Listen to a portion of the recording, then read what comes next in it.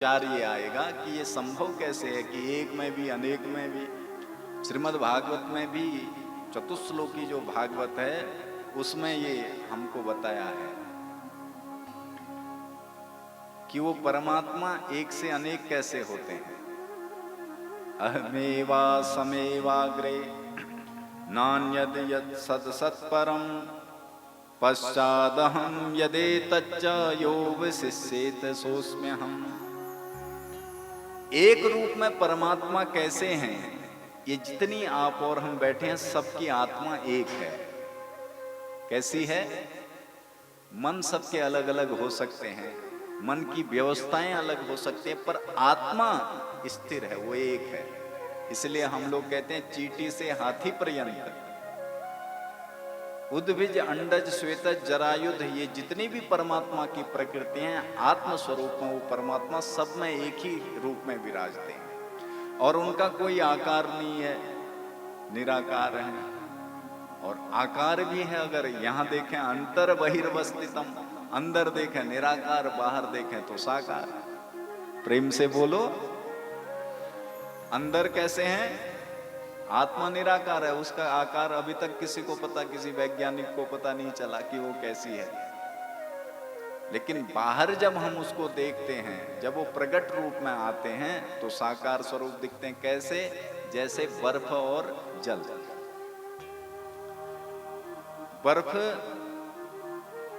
अगर जम जाए तो आकार बन जाता है उसका, और वही द्रवीभूत हो जाए, पिघलने लग जाए तो प्रवाहित होने लगता है।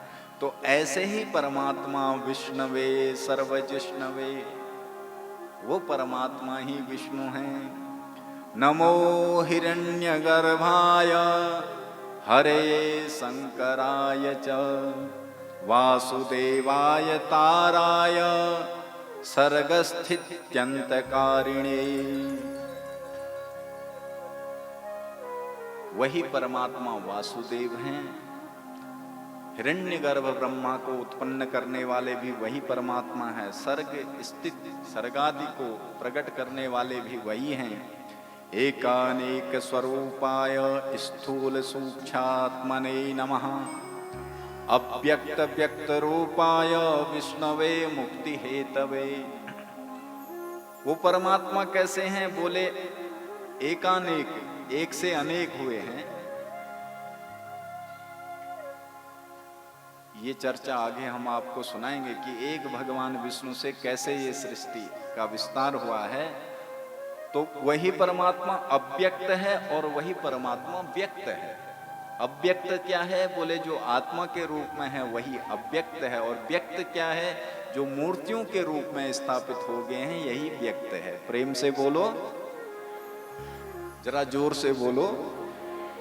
आप और हमको लग रहा होगा हमारा नाम ये है, हमारा नाम अल्लाह फला है, पर आप और हम भी उसी परमात्मा के अंश हैं। इसलिए ईश्वर अंश जीव अविनाशी। गोस्वामी तुलसीदास जी ने तो बड़ी सुंदर इसकी व्याख्या करी है। वो परमात्मा कैसे हैं? अव्यक्त रूप में जो है। बीनु पग चलहि सुनहि बिनु काना, बिनु पग चलहि सुनहि बिनु काना, कर बिन कर्म करे विधि नाना। कर बिन कर्म करे विधि नाना। आनन रहित सकल रस भोगी, आनंद रहित सकल रस भोगी। बिनु वाणी वक्ता बड़ जोगी, बिन वाणी वक्ता बड़ जोगी। बिनु वाणी वक्ता बड़ जोगी। बिन वाणी वक्ता बड़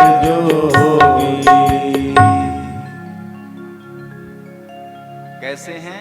अव्यक्त रूप में बिनु पग चले हैं, पैर नहीं है फिर भी चल रहे हैं, कान नहीं है सुन रहे हैं, मुंह नहीं है खा रहे हैं, मुख नहीं है फिर भी, आंख नहीं है फिर भी देख रहे हैं।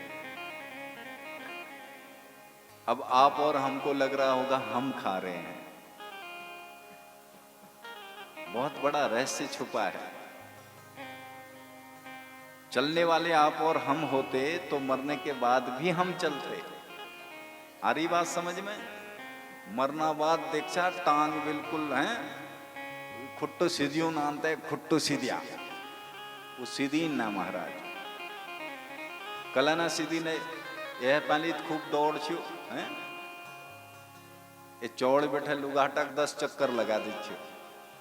अब खुट्टू काम ना करने कला जो अव्यक्त चलने वाल छो, जो हिटने वाल छो, वो परमात्मा निसको, जो चलने वाल छो वो निसको। अब यू के काम ना रहे तो बिनु पग चले ही, उनके पैर नहीं है फिर भी चल रहे हैं। आनन रहित सकल रस भोगी। अब देखो आप और हमको लगता होगा हम खा रहे हैं, जो बच्चे विज्ञान पढ़ते हैं वो तो अपने विज्ञान के हिसाब से गणित लगाते हैं, और हमारे शास्त्र में क्या कहा है कि उस परमात्मा का एक नाम है रस भोक्ता। क्या नाम है? रस भोक्ता। कैसे रस भोक्ता है वो देखो, नींबू हमने हाथ में काटा और निचोड़ने लगे, सब बोग जिबड़ देख चटकन पड़ गया हूं, समझ रहे हो?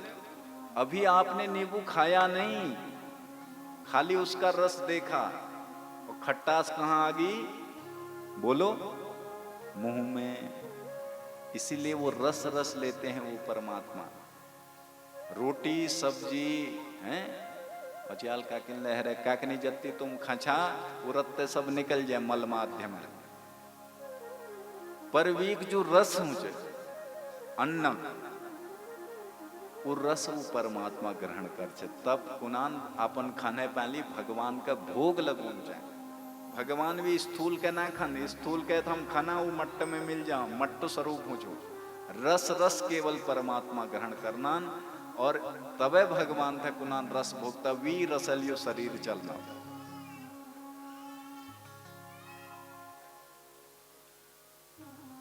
आ रही बात समझ में? तो जो हमारी आत्मा है वो सकल पदार्थों का उपभोग वो कर रही है, खा वो रही है, हमें लग रहा है हम खा रहे हैं। अब तुमको ला मारा खाना हम तो सुगर ला भगवान के हुनोल, हमो थोड़ी हुनोल हैं।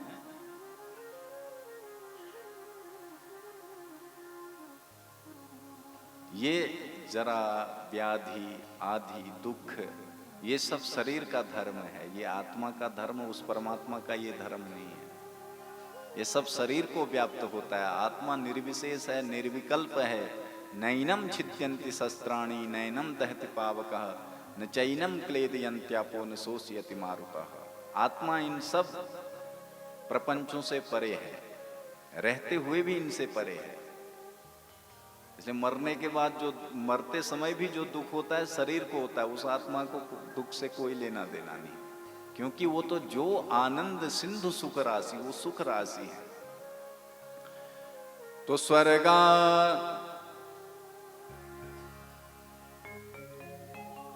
तो एकानेक स्वरूपाय अव्यक्त व्यक्त रूपाय, अव्यक्त रूप में भी वो, अव्यक्त रूप में भी वही है जो हम सब एक दूसरे को देख रहे हैं। ये व्यक्त रूप में भी परमात्मा के ही हम सब अंश हैं। मूर्तियों में भी भगवान है, आत्मा के अंदर भी भगवान है। प्रहलाद को खम्भ से भगवान प्रकट हो गए थे। क्या खम्भ में भगवान होते हैं? खम्भ तो आज ले हम कद खड़े रखना ने, तो खम्भ में भगवान ना हूं। उस खम्भ में उस प्रहलाद की आस्था बन गई। तो जहां भगत की आज भी आस्था बन जाए, अपने में अगर हमारी आस्था बन जाए, तो हमारे अंदर ही वो परमात्मा प्रकट हो जाएंगे। और खम्भ में बन गई, खम्भ से प्रकट हो जाएंगे। जहां हमारी आस्था बनेगी वहां से भगवान प्रकट हो जाएंगे। तो ऐसे वो परमात्मा हैं। यही प्रसंग नर्मदा के तट पर दक्षादि ऋषियों ने पुरुकुत्स को सुनाई थी और पुरुकुत्स ने सारस्वत को सुनाई थी और सारस्वत ने हमें सुनाई। पराशर जी कहते हैं वही कथा मैं अब आप लोगों को सुनाने जा रहा हूं।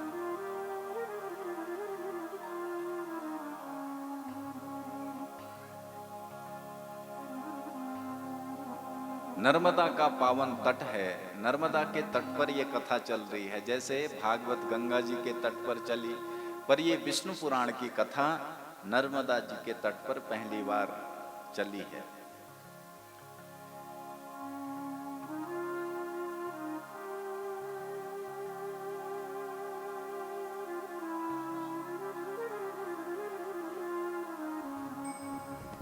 जिनको वसुदेव हम कहते हैं, जिनको विष्णु हम कहते हैं, जिस परमात्मा को आप और हम जानना चाह रहे हैं, वही सर्वत्र हैं। सर्वत्रासो समस्तम च वसत्य त्रेति वैयतः, वही सर्वत्र है। और तद्ब्रह्मं परमं नित्यं जमक्षयमव्ययम् एक स्वरूपम तु सदा हीयात् भावाच्छ निर्मलम। वही परमात्मा यत्र तत्र सर्वत्र है, वही परम ब्रह्म है, वही काल पुरुष है। आप और हम कहते हैं ना काल, काल मतलब मौत नहीं, समय चक्र को काल कहा है। सूर्य देखो आप अपने निश्चित समय पर चल रहा है। प्रेम से बोलो, सूर्य कभी ऐसा हुआ कि आधा घंटा लेट हो गया, 1 घंटा आज सूर्य लेट, ऐसा होता है कभी? हैं? बोलो, होता है तो ऐसे ऐसे करो, नहीं तो ऐसे करो, हैं? नहीं होता है ना। सूर्य कभी अपने समय से, प्रकृति कोई भी, वर्षा वर्षा के समय पर, दिन दिन के समय पर, रात्रि रात्रि के समय पर, चंद्र अपने समय पर, सूर्य अपने समय पर, और मनुष्य में भी जिसका समय निश्चित है, उठने का, सोने का, भोजन करने का, वो अपनी पूरी आयु जीता है। जीता है कि नहीं बोलो? हैं? आपने देखा होगा जिसका नियम है, ऐसा नहीं कि एक दिन भी लेट जो ना हो, 4 बजे उठना है तो उठना है, 10 बजे सोना है तो सोना है, उसका जीवन ही निर्विकार हो। हमारे घर में ही हमारे पूज्य पिताजी अभी 83 वर्ष के हैं, कभी उन्होंने सिरदर्द की गोली नहीं खाई, क्योंकि वो पढ़े लिखे तो नहीं है पर नियम के बड़े पक्के। 10 बजे सो जाना, 4 बजे सुबह उठ जाना। समय बड़ा महत्वपूर्ण है, और जो समय का ध्यान नहीं देता है, जो समय का ध्यान नहीं रखता है, फिर समय उसकी दुर्गति कर देता है। यानी कि समय में हमारी आस्था होनी चाहिए। ये काल, एक हम सीरियल बचपन में देखते थे ना, वो महाभारत, उसमें आता था मैं काल हूं, वो किस में आता था? है? उसी में आता था मैं काल हूं। तो काल का मतलब ही भगवान विष्णु है, समय है। तो वो परमात्मा नित्य और शाश्वत रूप से सर्वत्र व्याप्त हैं। यहां तक कि मिट्टी का कण भी उनसे परे नहीं है। जड़ चेतन, जड़ और चेतन उन्हीं का स्वरूप है। उन्हीं को हम प्रधान पुरुष कहते हैं, और प्रधान पुरुष से ही ये पूरी सृष्टि उत्पन्न हुई है। काल स्वरूपम तद विष्णोर मैत्रेय परिवर्तते। पराशर जी कहते हैं काल स्वरूपम तद विष्णोर, काल रूप ही भगवान का है। यानी कि ये जो समय निर्धारित हुआ है, ये आपके और हमारे बनाए हुए नियम नहीं है सृष्टि में, ये उस परमात्मा के बनाए हुए नियम हैं। इसलिए उनको प्रकृति पुरुष भी कहा जाता है। अब आम, आप अगर चाहो कि सर्दी में आम के वृक्ष में आम का फल आए, हैं? और हम तुम सोचो यू काकनी माघा महन हुची हुचकी ना हुची, तो जिसका समय, गेहूं का जो समय है, धान का जो, सब अपने समय पर हो रहे हैं। आप और हमारा समय निश्चित नहीं है, और न हम समय के महत्व को समझ पा रहे हैं। इसलिए कह रहे हैं परिवर्तते, हे मैत्रेय, इसलिए परिवर्तित हो रहा है। देखो आज सृष्टि प्रकृति में भी परिवर्तन इसीलिए हो रहा है। यथा सन्निधि मात्रेण गंध क्षोभाय जायते, उस प्रधान पुरुष के सन्निधि में आने से ही सब प्रेरित हो रहे हैं, सबको वही प्रेरणा दे रहे हैं। और सबसे पहले इस धरती पर चारों तरफ कुछ नहीं था, केवल जल ही जल था। अब बड़ा महत्वपूर्ण प्रसंग बता रहे हैं। केवल चारों ओर क्या था? जल ही जल, कुछ नहीं था।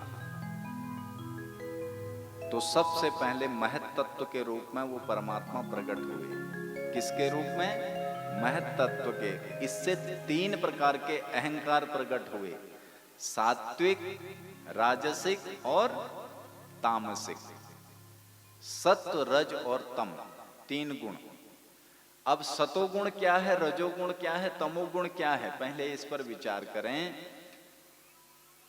आप और हमारे अंदर जो अभी हम यहां बैठे हैं, सबके अंदर एक गुण है, सात्विक गुण है। ये भी भगवान का स्वरूप है। और राजसिक, कभी कभी हम राजाओं की तरह जीना है, इंद्र की तरह जीना अच्छा लगता है, खूब बढ़िया सुख सुविधाओं का आनंद लेते हैं, ये राजसिक गुण है। और जो तीसरा है तामसिक गुण, कभी कभी हम लड़ाई झगड़े में भी प्रवृत्त होते हैं, किसी को मारने काटने हैं, तोड़ फोड़ मचाने का, सबके ये प्रवृत्तियां जगती भी हैं। और ये तीनों प्रवृत्तियां परमात्मा की हैं। अगर तामसिक प्रवृत्ति ना हो तो भी जगत नहीं चलेगा, राजसिक ना हो तो भी नहीं चलेगा, सात्विक ना हो, पर वो परमात्मा इनसे परे हैं। तो इन 3 गुणों से ही इस सृष्टि का सृजन हो रहा है। इनको 3 प्रकार के अहंकार कहते हैं, त्रिविध अहंकार।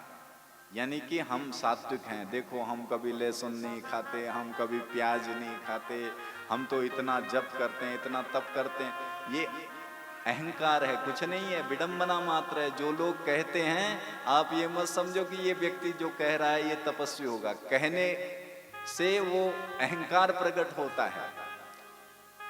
इसीलिए कहते हैं जप तप करने वाले कभी कहते नहीं कि हम जप इतना करते हैं, हम सुबह संध्या करते हैं, हम इतना पाठ करते हैं, इतनी पूजा करते हैं।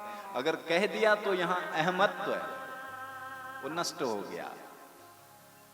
तो राजसी, हमारे पास इतना धन है, इतना वैभव है, ये राजसिक अहंकार। तामसिक, अरे हमने इतने लोगों को मारा, कई लड़कों को हम देखते हैं, एक खन्नी महल यार भी रोड में पटके गए हैं, 4 आ गए, फिर चारों के एक हन्नी, 4 साइड। ये क्या है? तामसिक अहंकार, कुछ नहीं है, ये विडंबना मात्र। इसी अहंकार से तन्मात्राएं प्रकट हो रही हैं। अब सृजन, भगवान की सृष्टि ऐसे हो रही है, देखो अब इनसे हम बच भी नहीं सकते हैं। शब्द, स्पर्श, रूप, रस और गंध, ये तन्मात्राएं हुई। सतोगुण से इंद्रियों की उत्पत्ति हो रही है, जैसे 5 ज्ञानेंद्रियां और 5 कर्मेंद्रियां। त्वचा, चक्षु, नासिका, जिह्वा और श्रोत, ये क्या हैं? ज्ञानेंद्रियां हैं। ये सात्विक गुण से उत्पन्न हुई हैं। इसलिए आंख को आप जहां ले जाओगे ना, ये वो दृश्य देखेगी। इसमें ऐसा गुण है, इसको अगर बुरी चीज दिखाओगे, ये बुरी चीज देख लेगी, और अच्छी जगह भगवान के दर्शन कराओगे, भगवान का दर्शन कर लेगी। और 5 कर्मेंद्रियां हैं, उपस्थि, लिंग, हस्त, पाद, वाक। ये 5 कर्मेंद्रियां कितनी होगी? 5 कितनी होगी? 10। और 11वां है मन। इनका हेड बॉस है मन। इन 5 ज्ञानेंद्रिय और कर्मेंद्रियों का जो सेनापति है वो कौन है? मन। अब देखो, ये मन है राजा, और ये जो ज्ञानेंद्रिय और कर्मेंद्रिय हैं ये हैं घोड़े। अब घोड़े जहां को जाएंगे रथ, क्योंकि रथ में मन बैठा है नहीं, अब आंख को आप जहां ले जाओगे आपका मन वहीं जाएगा। जाता है कि नहीं, बोलो हैं भाई? आंख को आप जो दिखाओगे वही तो मन जाता है। मन ने अगर रसगुल्ला देख लिया, आंख ने अगर रसगुल्ला देख लिया तो मन किस में जाएगा? हैं? मरचा डाम में थोड़ी जल हैं? आंख जी देख ली वी में मन जाने। तो जो हम देख रहे हैं उसमें हमारा मन जा रहा है, जो हम कर रहे हैं उसमें हमारा मन जा रहा है। तो ये घोड़े अगर हमारे ठीक रहे तो मन हमारा ठीक रहेगा, और मन ठीक हो गया तो आप और हम भी सृष्टिकर्ता उस विष्णु के पद को प्राप्त कर सकते हैं। इतनी सामर्थ्य मनुष्य में। नीम करौली बाबा जी, आजकल के ही देख लो धीरेन्द्र शास्त्री जी, ऐसा थोड़ी है धीरेन्द्र शास्त्री जी ने इसी जन्म में इतनी सिद्धि पाली। आज भी हमारे बीच नानक मत्ता से बड़े ही सिद्ध हमारे भगत जी आए हैं, वो भी ऐसे, उनके पास भी सोमवार के दिन 300-400 आदमियों की भीड़ लगी रहती है। वो ऐसे ऐसे चावल देखते हैं और सब बता देते हैं। तो ये एक जन्म के तप से नहीं होता है, ये कई जन्म जन्मांतरों का तप, अब फल मिल रहा है उसका तप का। समझ रहे हो? धीरेन्द्र शास्त्री जी के पीछे कितने हैं, बोले ये तो माइंड रीडिंग करता है। तो वो लोग भी आगे, उनने भी हाथ धो लिए। कितने न्यूज चैनल वाले चले गए, जरा हम देखें कहीं कैमरा वैमरा लगा के कुछ गड़बड़ तो नहीं है, पहले सुनियोजित व्यवस्थाएं तो नहीं रहती हैं। तो वैसा भी कुछ नहीं है। यहाँ तक कि इंग्लैंड में जिन अंग्रेजों ने हमें गुलाम बनाया, आज वही लोग उनकी सभा में बैठ करके मान रहे हैं कि बालाजी हैं, हनुमान जी हैं, भगवान हैं। ये व्यवस्था। तो जहां हम इंद्रियों को ले जाएंगे वहां ये मन जाएगा, और फिर मन जैसा चाहेगा वैसे ये बुद्धि चलती है, मन के अनुसार बुद्धि चलती है, या बुद्धि के अनुसार मन चलता है। दोनों एक दूसरे के एक दूसरे के अनुसार चला करते हैं। ये पति पत्नी समझ लो, मन और बुद्धि को। क्वचित गायति गायन्त्याम रुदन्त्याम रुदति क्वचित। अगर मन रोता है बुद्धि रोने लगती है, बुद्धि रोती है मन रोने लगता है। तो ये इंद्रियों की व्यवस्था पहले करी, उसके बाद भगवान स्वयं ही तामस अहंकार से इसमें स्थिर हुए। विश्वेश्वर भगवान विष्णु ही रजोगुण के द्वारा इन इंद्रियों में प्रविष्ट हुए हैं। ये भी भगवान के ही स्वरूप हैं इंद्रियां। और जो सतगुण है ये विष्णु का स्वरूप है, जो रजोगुण है ये ब्रह्मा का है, और जो तमोगुण है ये रुद्र का स्वरूप है। पुनः सृष्टि प्रारंभ आगे हुई तो तमोगुण से रुद्र भगवान का प्रादुर्भाव यानी शिव भगवान का प्रादुर्भाव हुआ, और रजोगुण से ब्रह्मा का प्रादुर्भाव हुआ। बोले ब्रह्मा का प्रादुर्भाव कैसे हुआ? तो भगवान सोए हुए हैं कहाँ? जल में। नार कहते हैं जल को, और अयन कहते हैं घर को। पानी का एक नाम जल, नार है?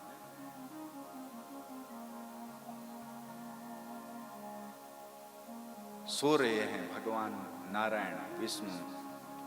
जल ही जिनका घर है उन्हीं का नाम है विष्णु।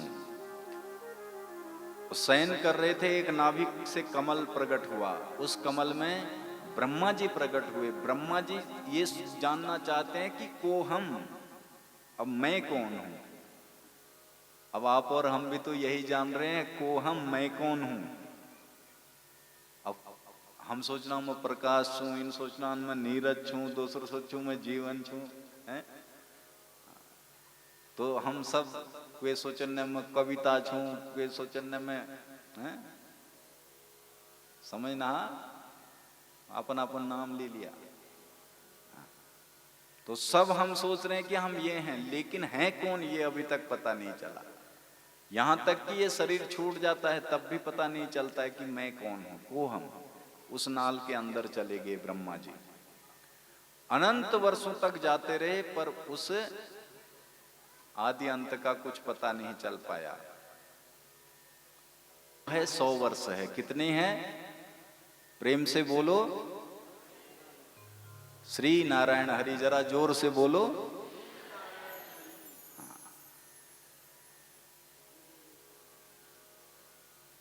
कितनी है ब्रह्मा जी की आयु?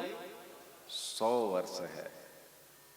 तो ब्रह्मा जी तो अब तक कितने, हमारे आपके जैसे 100 वर्ष नहीं है उनके, तो कैसे बोले परार्ध है। अभी ब्रह्मा जी के 50 वर्ष हुए हैं, कितने हुए हैं? और ब्रह्मा जी का एक दिन कितने, एक दिन में कितने चतुर्युगियां होती हैं? बोले 72 चतुर्युगियां बीत जाती हैं एक दिन में। यानी कि सतयुग, द्वापर, त्रेता, कलयुग जब 72 बार बीतते हैं तब कितना होता है ब्रह्मा जी का? अब देखो इनकी आयु देख लो, अब आयु गणना आप अपने हिसाब से, क्योंकि हमारी गणित वैसे भी कमजोर है। 17,28,000 सतयुग की आयु है। कितनी? 17,28,000। और 12,96,000 त्रेता युग की आयु है। 8,64,000 द्वापर की आयु है और 4,32,000 कलयुग की आयु है। तो ऐसे ही ये एक बार जब सतयुग, द्वापर, त्रेता, कलयुग बीत जाता है उसको बोलते हैं चतुर्युगी। अब ये चतुर्युगी जब 71 से अधिक बार यानी 72 बार बीत जाती हैं तो तब ब्रह्मा जी का एक दिन होता है। और ब्रह्मा जी के एक दिन में 1000 कल्प बीत जाते हैं।